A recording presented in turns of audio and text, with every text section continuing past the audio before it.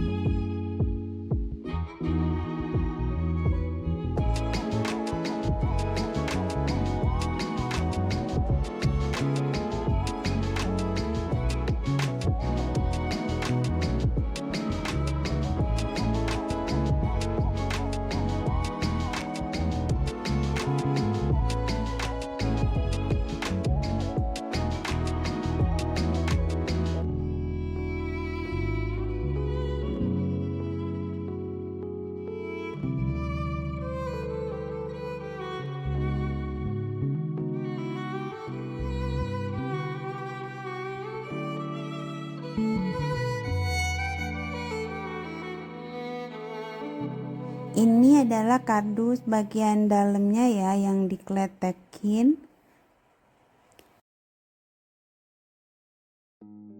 Buatnya mudah, bahannya juga mudah ya teman-teman. Selain itu bunganya wangi, harum, karena mungkin bekas pembungkus makanan ya. Jadi wangi sekali ruangannya, jadinya cantik dan wangi. Nah ini saya cat menggunakan cat akrilik warna coklat. Jadi mudah sekali. Untuk teman-teman semuanya yang hadir menonton video saya ini sampai akhir, saya ucapkan terima kasih banyak. Semoga bermanfaat. Mohon dukungannya dengan like, komen, dan subscribe. Sampai ketemu lagi di video saya yang lainnya. Wassalamualaikum warahmatullahi wabarakatuh.